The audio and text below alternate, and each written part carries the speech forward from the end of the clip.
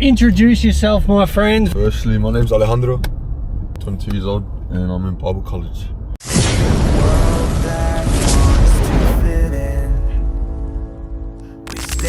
Out with a joyful grin, ego knit, our hearts unite, founders of love shining bright. We're Team Weird, and that's alright. Peculiar souls dancing in his light. Sir. Introduce yourself, my friend. Firstly, my name's Alejandro, 22 years old, and I'm in Bible college.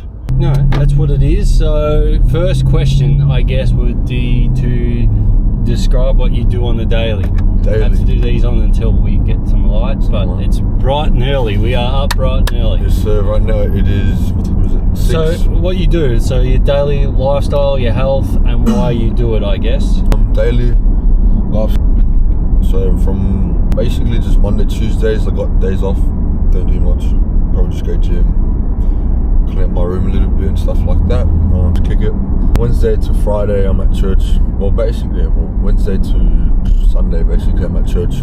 Wednesday to Friday I'm at college, studying in Bible college, and then Saturdays sometimes we've got some sort of event or something happening at church, and then Sundays obviously we got church and serving and helping out.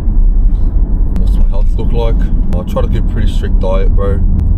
Chicken and rice, bro. As he just dropped his pack lunch in the back. Bro. Can I put my pack lunch in the back? Yeah, you can. I can show you guys. I've got. So, why do you do that? You said, how old are you? 22. So why does a 22-year-old pack his lunch and go to the gym? First of all, save money, and I know what I'm eating, and I can track everything. So if I'm trying to lose or gain weight, I'm gonna do that pretty easy, bro. I learned that from young. I started going gym when I was like 15, and I was like, yeah. Is that because you're a tradie? Just because I was fat. Just because I was fat and actually fat. Actually pretty fat as a kid. I started playing soccer and then working out, and then I started working. So that's when I started going gym. Because I couldn't go soccer. It would have been so cute. I was a pretty round ball, man, and with a throw as well.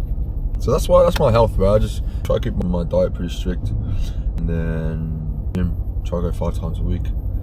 And then routine-wise, when you say you get up in the morning and you go to church, a bit more detail about what you do as you and why you do it. So during the week, well, basically all day. So every day, wake up, first thing, my first thought is God. I'm thankful for the day, do a little prayer. I tell him I'm surrendering my life to him. Just daily surrender, that's what we need to do. Daily gratitude as well, just speak to him, spend time with him. Put a bit of praise and worship as I start my morning, bro. Wake up, obviously, get out of bed, brush my teeth, do what you need to do. Stuff. Do what you need to do, but I just do it with my praise and worship playing and be with him while I do everything. Then if I got college, I'll probably leave on Wednesday. I'll probably leave around 5:30 just to, if I'm training it in, I'll leave at 5:30. And then the rest of the day is probably 7ish. And then nice. Sundays, I have to be at church probably around 7. So this bounces around, which you would have, if you looked at the questions, I don't know if you looked, but it bounces around for a reason. Yeah.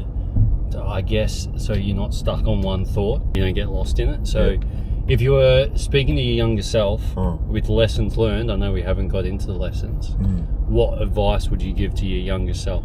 What advice would I give to my younger self? If any. First one would be, you're not too cool for God, bro. Because I know as a probably 16 to 21-year-old, I was too cool for God. That's not what I do. I don't do God, this is not my time for God. I tried God, but I'm too cool for him now, so I'm just going to live my life how I want. Yeah, it's not my thing. It's not my vibe. The other thing would be smart with money and be wise, bro. Don't be silly with it. Because you never know what's going to happen.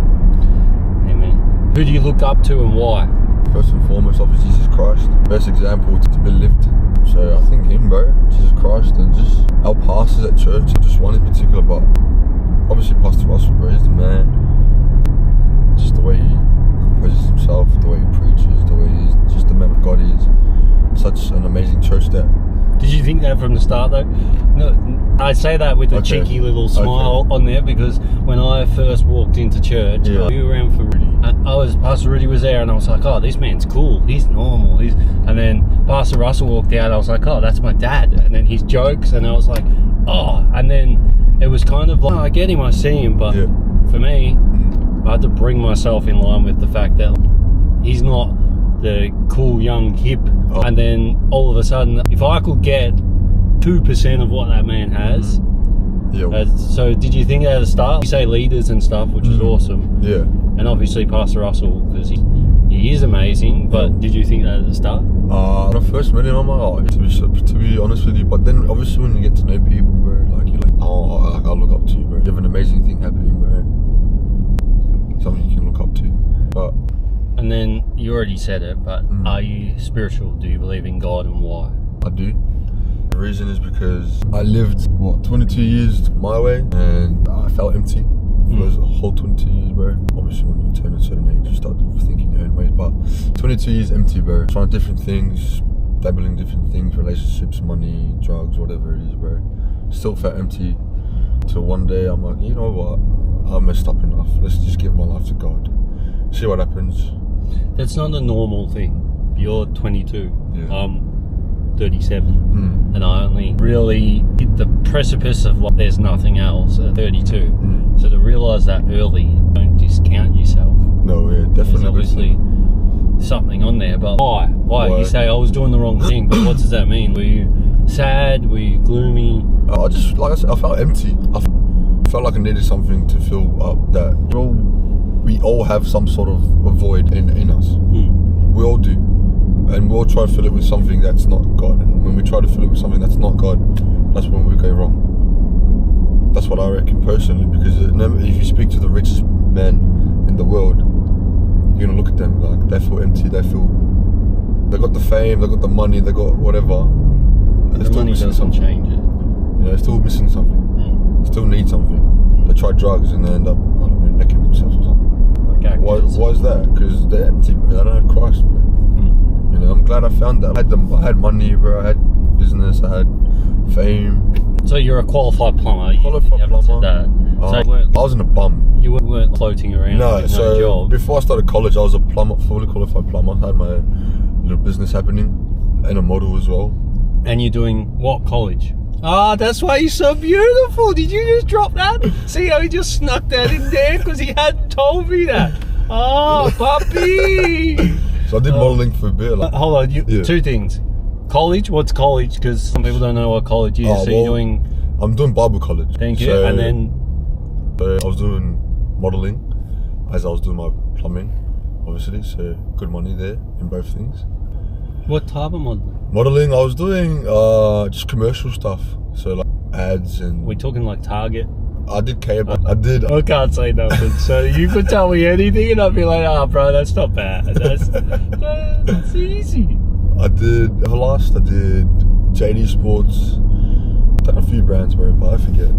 I did Realism as well. I did a runway for Realism. It was pretty cool, but very worldly. That's another story. Don't get me going, because I would love to, even the ones that aren't worldly become worldly. Yeah, somehow, bro. And so I left all that. I left work. I left modelling. I left basically my whole old life and just started fresh, bro. New friends, new people, just everything that I surrounded myself with was. Is there a moment that if you could shake yourself and just go, do it now, you would? Or you're like, nah, I see why God's let me go through that many years and do that thing? Or maybe you don't see it yet because you are still young. I haven't seen it yet. But I did go through plumbing. Just leave it. But looking at it now, I've learned so much. Bro, you will use that as someone who didn't want to do their trade. Like, there's no love for it. Is the easiest way, but there is, because I don't know, it's on your resume. And it sounds like that's a stupid mum and dad comment, but it is on your resume. Everything you do, even, I don't know, the stupid mistakes you've made, they're on your resume in a good way, not like the world resume or Lord's got it against you. But no, definitely. No, it's a good thing because the skills I've learned in my apprenticeship, I can bring them over into college and. I think that would have sped you up to where you are. 100%. I started working when I was 14, 13. I started working. And then you had money before normal people would have money. And I was just spending on food. That's why you're so big. I just started eating good, bro. Greatest course or book you've ever done? Has there been, or is that just what you're doing now? Well, obviously right now, college, bro, best thing I've ever done. I never thought I would be doing it, but most amazing thing I've ever done. Just building up myself, my foundation, just amazing. But book, I read it 3 weeks ago. Obviously we got On the Key up there by Pastor Russell. But another one that I really loved was Dangerous Prayers by Craig Rochelle. Haven't read it. I smashed it out in 4 days, bro. Mind you, that's the only 2 books I've finished. I'm a terrible reader as well. My goal this year is 10 books. I'm halfway through 2. Bro, and it's not because I don't enjoy the book. Me, bro, but I just smashed it out with Audible and I follow along. I follow along as well. That's not cheating. It's cheating. Because then you're double getting it, you know? Mind you, I'm dyslexic too, so... Ah, nice. So I struggle with reading. I feel like I am, but maybe I'm not. Maybe. But I do things like throw my wallet in the bin rather than rubbish. Well. But, yeah, so I did that. So those 2 things, college and Dangerous Prayers. One, to lead in, a man of your age, it's something that follows us whole even at my age, but do you have social media? Do you use it? And how do you use it? Differently, if you use it differently. I had social media, not anymore. Got rid of it because it just annoyed me. Why did it annoy me? Because I used to be on it for like 8 hours a day, and then I dropped it down to 4 hours. And then it just annoyed me. When I saw it, we were... Crack that you don't realise that you're taking. It is, bro. It's straight, it's a drug. It's a type of addiction, bro. You like that scrolling. So I got rid of it because I'm spending 4 hours on this thing where I could spend those 4 hours with God and do other productive stuff instead of me just sitting on scrolling and just doing nothing with my life. So that's why I got rid of it. But I want to get it back because I want to start doing some type of videos and start posting and just teaching. I think there's a way to be used. Because God gave me the platform, right? God gave us all the platform. Right, and we have the option on how to use it. We have the option to just sit there and be a consumer or be the provider. So what, if you're going to sit there and consume it for 4 hours, or we're going to provide people? But there's that. I'm playing this game of the creation consumer. God created us to create. He is the ultimate creator. Yes, yeah. But what are you creating for, or what are you creating? That's it. Which sounds like what you're getting to, but then there's the worldly connection, which the devil's very smart. He can swap it in an instant to the other thing. So I'll follow you. I'll follow you. What are your life, business, family goals, if you have any at this point? Or what, 1 year, 3 year, 5 year, or just something that you feel like you always want to do? Or something I want to do is... Or maybe something God told you that's on your life that you're like scared to say, but you should say. Business or just life for I don't know when, but sometime in the future. I just had a download of information one night. It was like 12 o'clock and I got out of bed and I started just writing everything down. And the name of it was Creating for the Creator. So what does that consist of? It's just imagining a massive complex, right? It's got podcast studios, music studios, all sort of studios. You can just go in there, do whatever you want, be creative. It's got videography, it's got... I can't remember what they're called. It's like, an American name for it, where it's like a community and it's all around the actor in Shazam. It's a stupid movie and he just does the stupidest, but I researched him, he's Christian, you should look it up. So he's creating that, but in America he's mega rich. So I want to create something like that, right? Yeah. With his all creative. So the way I think about it is like, oh snap, I want to go record a video today, but I need a haircut. Dude, you can go there, you can get a haircut at this place because it's going to have a barbershop, it's going to have a cafe, it's going to have everything. But I wanted to have everything in one place. So everything that I enjoy doing. So be creative, music, recording, photos, all that. And then that way, we're opening it up for the community where people can come in and learn and be taught. Right? If you want to learn an instrument, you can go there and be taught the instrument. If you want to learn how to cut hair, are you talking from a godly point of view? Or? So all this would have to be if you go in there to create something, if you want to go record a song, or if you want to go in there have record you seen like the gym dude? I think so. Where he's created a massive complex and he's got clothing brands, haircut. So that's ultimate boy dreams. The ultimate complex. So the way I was thinking about it was, I start that, right, and then you can give people careers, right? They can learn how to do barber, learn how to be barista, or whatever it is. You know, they get job opportunities coming up, and all this would be people that just donate their time, right? And then we get people that come in teaching the instruments. And it creates, it's a good idea. It's very me. It's very, and then there's and then you can give people ideas, you can give people opportunities. Helping the kids. I want to run holiday school programs where kids just coming after school. So it sounds like you need to make a lot of money. Probably a few $1 billion. But that's or the just dream. Meet the right person. That's God it, could bro. do anything. That's true. So of course you can recommend, you said college, the best course or book. This is like a weird one. What $100 or less would you say has been the best spend you've ever spent? The best thing I've ever spent. Bible, bro. My Bible. That's an easy one. That's usually the answer. Or even, bro, it could have been free, but I bought one. I bought a nice one. Did you buy bilingual? Nah, I got it just in English, bro. I don't know, bro. I struggle to read in Spanish. It's tough. But You can speak it. Yeah, I can speak it. I got dyslexia. So how has a failure or apparent failure led to later success? I label it as your favourite failure, but the favourite thing that's happened in your 22 years that led you to where you are or came to a particular outcome where you're like, if that didn't happen, then does that make sense? If there is one. You're too young for this, but there's a movie, Pay It Forward, where you do 3 good things to 2 people and the only rule about those good things is to do 3 good things. And it's about paying it forward, but I think of failures that way. If you fall over, you rush yourself up, you get a scar to remember it, and then you move forward. Has there been something that's happened where you've got tattoos? Is there a meaning to a tattoo where you're like, is it from a failure, or are they just things, or? Mum's birthday, my sister's birthday. That's it. I got my 2 last names on my forearms. Just in case you remember. Yeah. Failures, bro. I don't know, bro. I can't think of one right now where I'm like, well, that happened for this reason. That's alright. If you could have one sentence on a billboard that millions of people could see, what would that sentence be? One thing you could tell everyone, only, or maybe if you could only say one sentence, what would it be? Turn to God. You my kindred spirit. I say we're all weirdos. Don't be weird about God, just turn it. But you can be weird, bro. We're all weird, like we are all weird, bro. But just don't be weird. Stop thinking you're too cool for God. That's weird, bro. No, I find it weird that people don't recognise God, but that's a question. See, that's weird. You're just weird. It's like, what the heck's wrong with you? What's one of the best investments you made? Anytime, health, education? College, definitely up there, bro. Have to. Bro, traffic is ridiculous. Praise God. Definitely college, bro. You're only at the, like, on the cusp. But I'm the start, and it's the best thing already. It's the best thing. So what have you learned that you didn't know, or that you're like, I know you learn a million things. But the one that the most stuck with me is omnipresence of God. Sorry, impassibility of God. So it means omnipresence is omni everywhere. Yeah. So I knew that already. But then impassibility. I remember it was a group assignment we had, and I was with my group, and they chose the impassibility. I looked at them, I'm like, what the flip is impassibility? Why are we doing it? Explain it. So I got into it, bro. I started researching, reading. So impassibility is God is always the same. He's never surprised, overwhelmed, or doesn't experience any change from external emotions. Don't exist.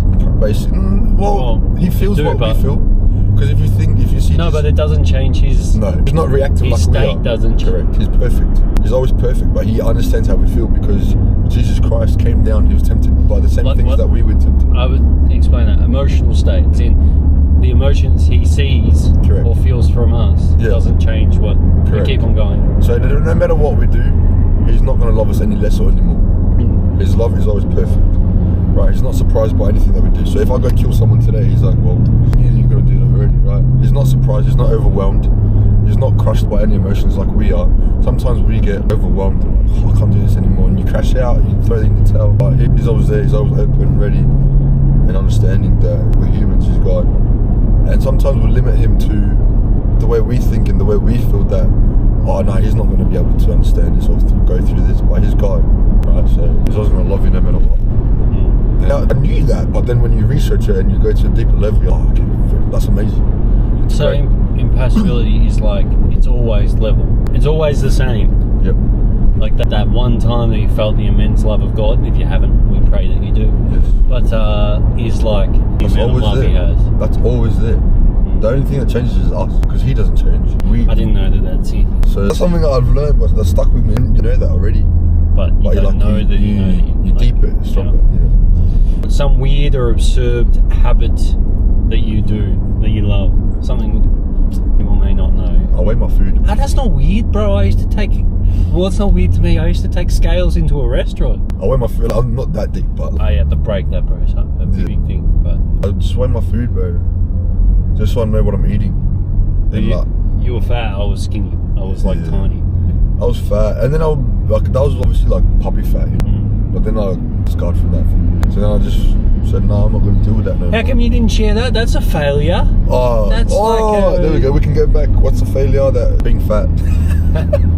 Or being bullied to make me resilient. Wait, did you turn into a bully? No. Maybe. So maybe you just said it in the glimpse, but being bullied so much that you actually changed it and then you were better for it. I became a better person, bro. And then from that, it became another failure.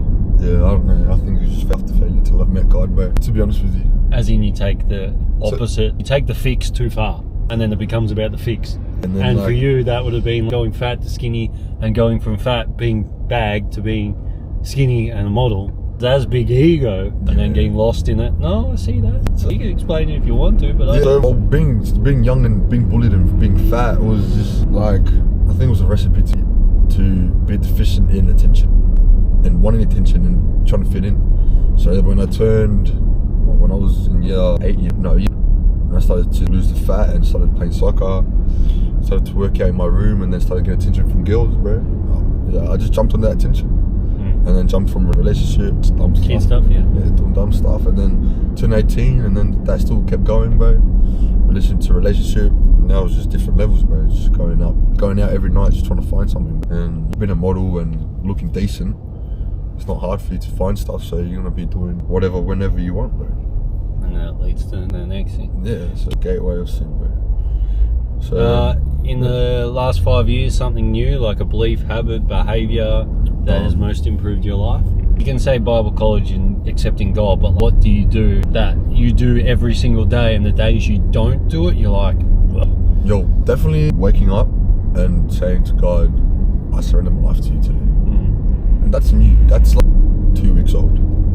But I've missed a few days where I haven't done it, and you feel the pressure, or just feel the enemy a bit more, I reckon. Position of without doing it, when you don't do it. Mine's similar, I reckon 6 months on and off, but I get up and it's like, the first thing is like, God, thank you, or I pray over my wife. And the difference might be that I used to grab my phone, check the time, and now I might pray, grab my phone, go to the toilet, go upstairs and check my phone. It doesn't always feel like it's a massive difference. No, yeah. But when I get up and rush, my heart starts on a different beat. If that makes sense? 100%.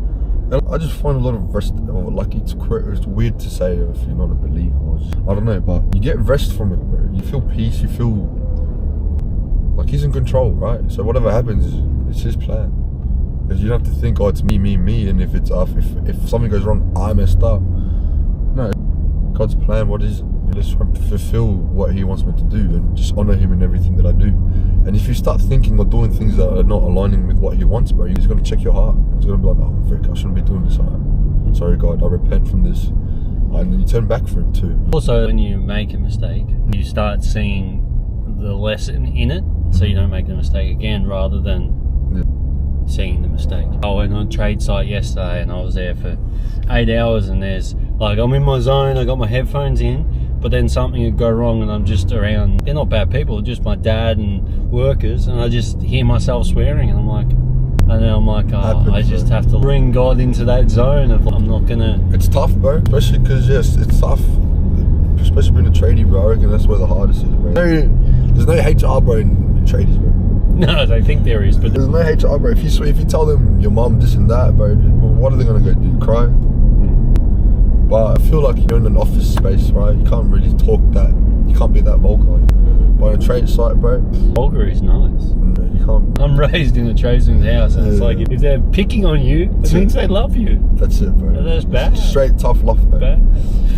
So you can say that plumbing's your field, but you don't really have to. But if you were gonna say someone going into plumbing, would you give them any advice? Don't do it. All right, we'll leave it there. Would you give any advice to someone younger in that field, or that's your old field? I don't know what your new field's going to be, but just to help them, someone who's like, oh, I'm struggling, or I want to do it. Definitely is. Because some people are called to be plumbers. People are called to be certain things, even for a season. 100%. So 100%. If you're doing plumbing, bro, learn as much as you can.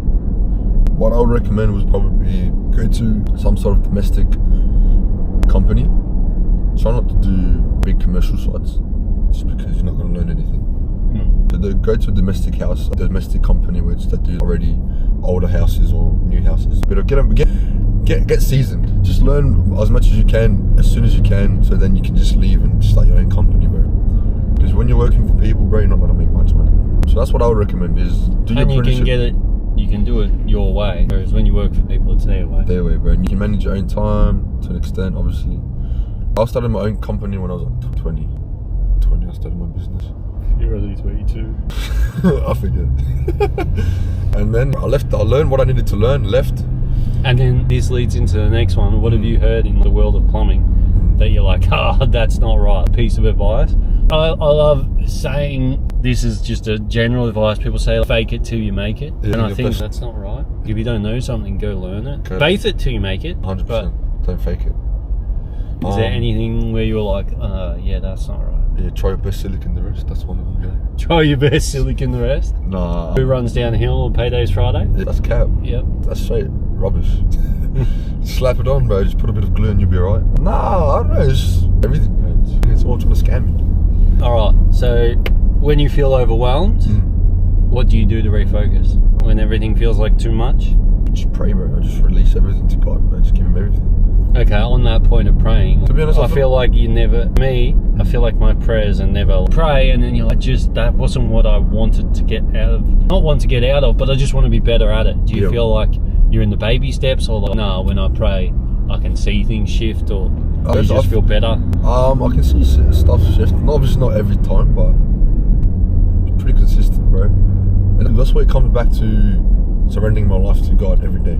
Because then if something happens and I feel overwhelmed, like I'm speaking to God every step of, like everything I do every day. Throughout the whole day I'm speaking to him, right? I get a text and it's something that I don't want to read about, and something that's down or whatever, something that's, frick. My God, take control. God, I'll give you this, help me, help my heart. So then I feel like you don't let everything bottle up and then poof, you blow up, or like, God, this. But if you talk to him every single time, step of the way, or every moment of your life, bro, it's going to be easier, and you're not going to get to that tipping point. A word of advice on that, from my experience, is everything we think that matters, like this car and having petrol and having money and everything we think that matters. Like if this car broke down and we're right there, does the world end? No way. Do you die? No. If you can't pay for something, do you die? No. See, that's where I was stuck, bro. And I deal with that every day. Does this thing that I'm so stressed about really matter? No. And it's like, no. What does matter? Exactly what you said. You just got to pray about it, and God will show you whatever is in that. He's the provider. It's crazy to think. I've been working since I was 14, had money since I was 14, right? 14 to 22. However long that is. 8 years. But you've never been provided for because you didn't have. I didn't started off young. Obviously, mum would help me out when I needed the money, bro, or whatever. But I became the man of the house at 14, bro. In your head, anyway. Yeah. Well. When you got older, your mum gave you that title, but well, the father figure left, so then I'd step in and help mum out, bro. I obviously didn't pay bills at that point, but I was making $200 a week, bro. I'll buy my own stuff instead of mum having to buy my stuff. And since then, bro, I need to get this, I need to provide for this. Well, you were the man of the house. You were the only man, is what you're saying. So then you pick up the mantle. You don't want to take care of mum and look out for my sister. Obviously, I wasn't taking care of her, bro. She can take care of her own stuff, bro. And God was. And I was struggling. Before I started college, I was going through that. How am I going to provide for help mum out? Because obviously now I was making good money when I was a plumber, bro. Helping mum out, paying rent, buying groceries, and then I had a girlfriend at the time. And I'm like, if she wants to go somewhere, how am I going to be able to provide for that? But then when I was in college, when I went to the college open day, all my thoughts were answered.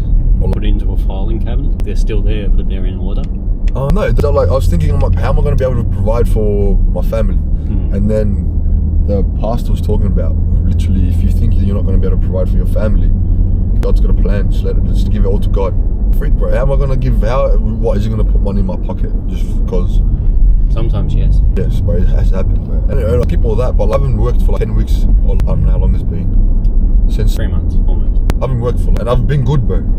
I've been good. I've been able to go places. Been eating. Bro. I'm not homeless, and I haven't worked. So people put their hand up and drive him to college. Man, bro. So I'd have to wake up at 2 in the morning to catch the train. But It's God provides. God makes a way. God is good. There's no other way about it, bro. So He will provide for you. He'll make a way. I haven't worked for 10 weeks, bro. From when I was 14 to 22, I worked my whole time, bro. I had money. Which is the understanding of your brain. You can hear it when you talk. It's like, we're raised to think money is the answer. And you're saying literally you made a decision based on money, based on God. And He's given you the answer. Or He is still. I'm sure it's not all worked out. But it's still happening, bro. It's still going, bro. But like, what I've learned so far is I'm not going to die if I don't work.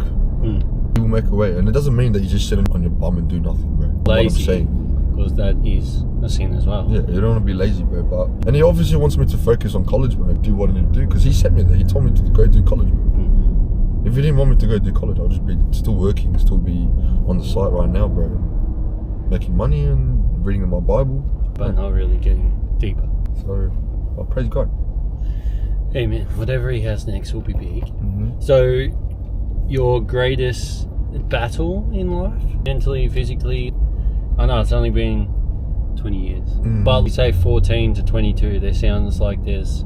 Well, you said, you touched on it a little bit, and not prying or anything, but I just hear things.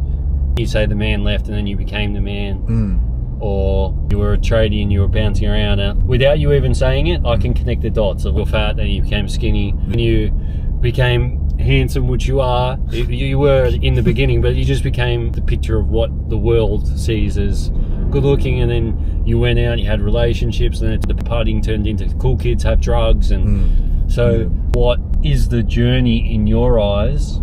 And I guess the outcome is God, but how did you step into church? Was it just randomly you went, or you were called, or your mum pushed you? Well, I grew up in church my whole life, right? I've been going, first it was Catholic, and then I hated that because I was hella boring. It was. Like, nothing against them, but it's just not for me. But I'm not trying to sit there and read a book, bro. Let me do something, man. Anyway, so we're Catholic first, and we went to a Baptist church. And that was more fun, more upbeat. And then it just became a more holistic church, and I'm like, yeah, stuff like this. Mind you, I was still young, I was like 12 at this point, so I didn't really understand too much. And then we went to a different church when I was like 13. That was good, I learned a lot there, but I didn't really build a foundation or relationship with Christ. It was just more, I'm doing this because I have to do this. I forgot the question. Your journey, Okay. it's essentially, how did you get to doing college? How did you get saved, born again? So, I'm guessing you said, yes, God, I want you back. Yeah, of course. You came back, but people imagine it as a glowing moment or a significant thing. Or, what was it that got you back?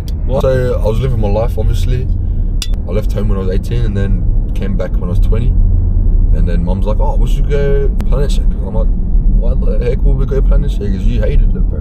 Because she would never let me go boom when I was younger. She was like, no, you're not going there. I'm like, why? There's buses that take me and the buses that bring me back. She's like, nah. But I was not allowed to do anything when I was younger. Like, homeschool, that was it. Sometimes, so I was pretty locked, right? And I got surprised when she said, let's go Planet Shakers when I came back home from after living my, the prodigal son, the Southeast campus. And you just feel that your heart counting, bro. What the heck? And then they're like, oh, if you put your hand, obviously you put your hand up. And if you put your hand up, come up to the front. I'm like, no, I'm not doing that, bro. I had too much ego. So I'm like, I'm not going to embarrass myself in front of everyone, And then someone tapped me, they're like, let's go. I'm like, frick. Got caught out, so I had to go. I went, gave my life to God, obviously then. But after that, I was still living that half-out life. It's not like I changed dramatically and brand new person and got struck by lightning. And it was over time, bro. It was a process. 21. What am I lying, bro? I think I'm lying right now. I'm getting my time mixed up, bro.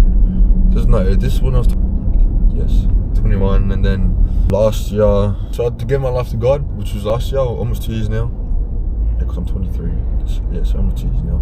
Sorry, I'm trying to process. I'm trying to process. And then I wasn't in any urban life or any. I was just going to church, attending just to tick off the box, and I'm Christian. I'm a good person, so I'm going to make it to heaven. And that's what I think, bro. And then if I was in church, I'll just go to attend, like I said. And then I met a few people.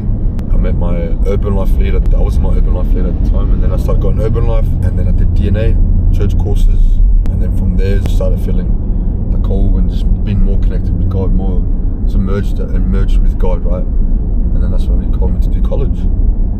Since I've been back.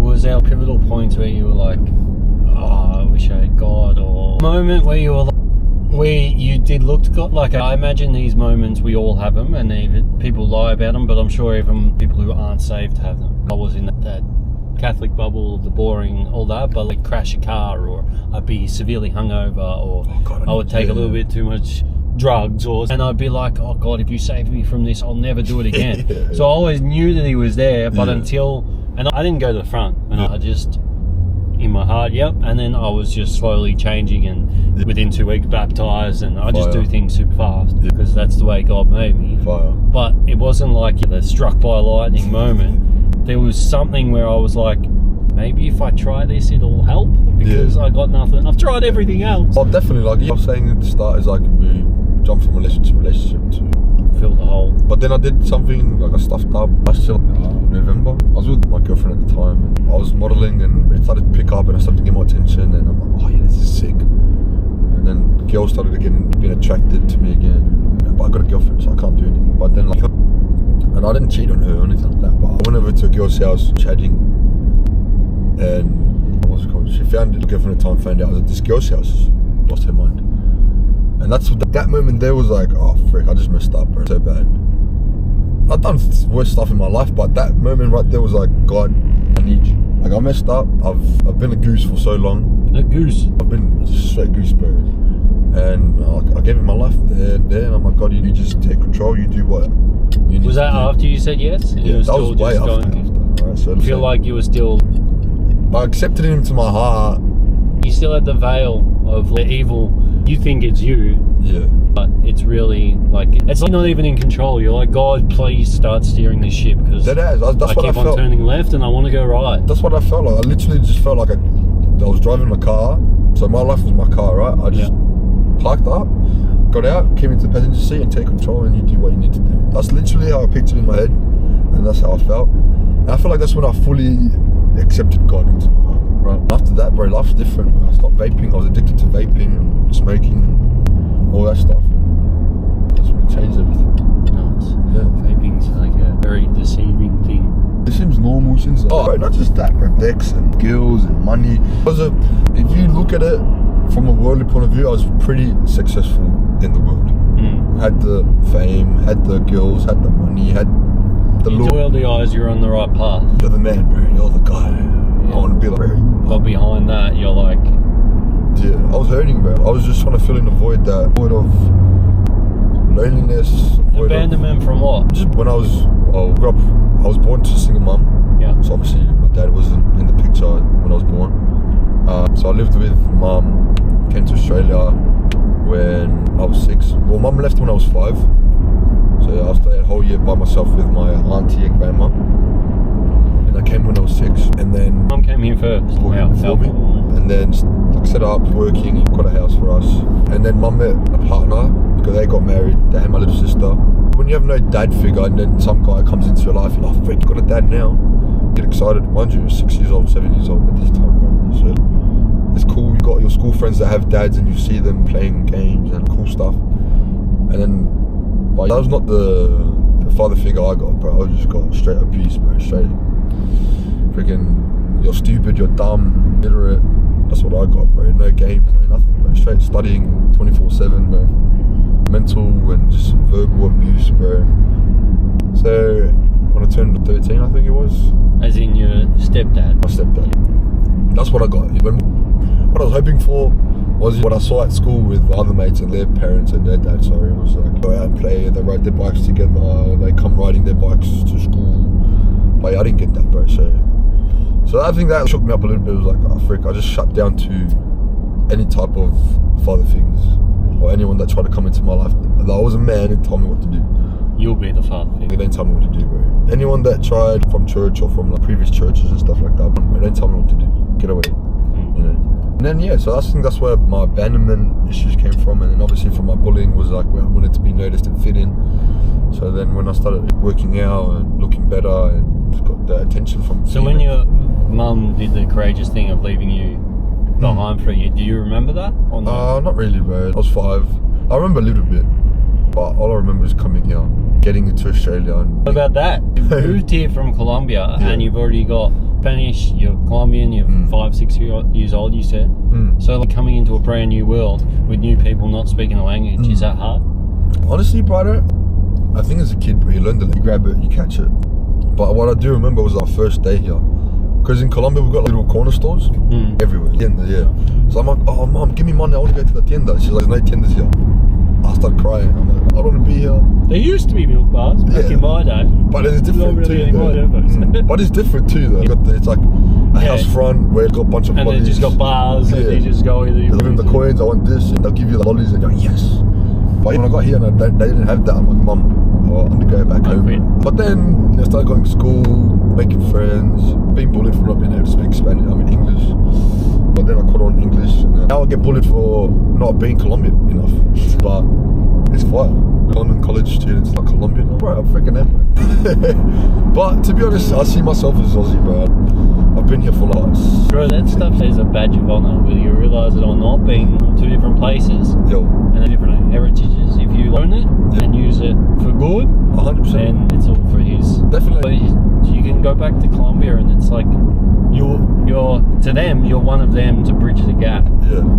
So you might not see all that stuff, but he does. No. But you missed out all that, just so you missed out being a bandit, coming here. Yeah, my bad. Bro, there are things where you're like, oh, that's hard for people. Like my nieces and nephews, they're here from Colombia, and they range from 6 to 10. Yo. And they're so happy they're here, but it's got to be hard leaving friends and blood here. That was the hardest thing, bro, because I came with my older cousin. So we were like brothers, right? Because where's he? He's in Chile. So him and I grew up like brothers. So our grandma raised us basically while our mums worked. And we all lived together, obviously, in Colombia. And then we both came here. We went to school for 2 months together. And then his mum left with him, obviously. We went back to Chile because she was pregnant with her boyfriend's kid from Chile. So they had to go back. And I'm like, frick, bro. So now it was just me and mum. It's me and mum. Mum was working, studying. So I barely see mum now. People will be taking care of me. I'll be waking up like 2 in the morning to go to their house, and mum could go work or study. Which is all crazy though, so I didn't have any of that stuff. Yeah. You're Australian. Even now, I just realised that my nieces and nephew, I swear they lived upstairs at our restaurant for 6 months, bro. Because they had to come to work, because we were working. Where else are you going to go? That's it, bro. So... you grow up faster. Ooh, let me get back. Who I look up to? My mum. Yeah. Definitely my mum. I thought you might miss that, but I didn't want to say we got there in the end. I definitely missed that. I only met your mum for like, what, 10, 15 seconds, but she seems like a very... oh, her work ethic, I'll definitely get that from her, bro. But she is a soldier, bro. Colombians aren't lazy. But I don't care what people say, bro. Yeah, Colombians aren't lazy. Nah, just Colombians aren't lazy. If you're alive and you're Colombian, you got something. You got more cojones than we do. Yeah, bro. Hey, if you're Colombian and you're in Australia, bro, you can make it out. Hustle, bro. In Australia? Or... if you are, you can hustle, bro. Make it out, bro. It's hard, bro. It is expensive, bro, but I know a lot of Colombian people. But your mum...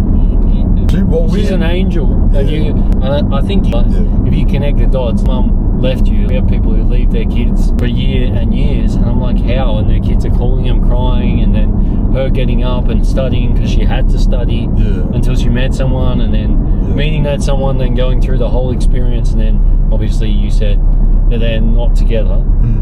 You had to come to that conclusion that whatever, that she's chosen the wrong one, whether it was for you, her, I don't know. But I think it was for both, bro. Obviously, but there's all those things, but essentially you're set.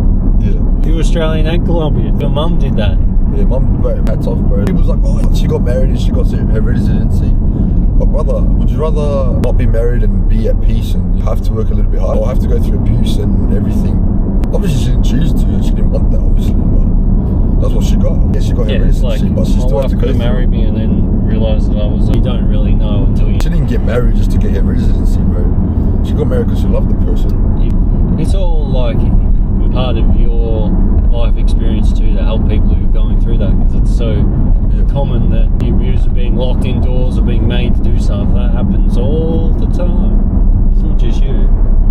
No, I'm grateful mum made the decision, because I think it would have ended badly if she didn't. Because I was growing up, bro, and you don't take no words from nobody. And I was growing up, and it was when the last problem we had with him, I was about to start fighting the guy. Let's leave that out of it. That's for another... no, we don't want to take you down the road of that, but we are coming to the end. So let me... do you want to add anything you want to miss, or you're like, yeah, well, you need to know this? I think we peeled back the onion a fair bit. And I think there's a lot still that's like the stuff that I brought out towards the end just then, bro. I thought it was pushed down, bro, because I'm being healed from it. Praise God, but something I think about it, and as I was talking more, it came up. Well, that's only part one, really. That's the get to know you part, so we can go into part two, but it doesn't have to happen now. I just thought, but I don't have anything else to add to that. Well, I'll finish it there and then we'll pick up part two, and then I'll pray over part two whenever we get a chance to do it. Thank you, my bro. God loves you. I love you. Yes, sir. And thank you, family. Say thank you to the family. Whoever watches this, bro, I hope it helps somehow. But stop being weird and turn to God. Stop being weird and turn to God. World that wants to fit in. We stand out with a joyful grin. Ego near, our hearts unite. Founders of love shining bright. We're Team Weird.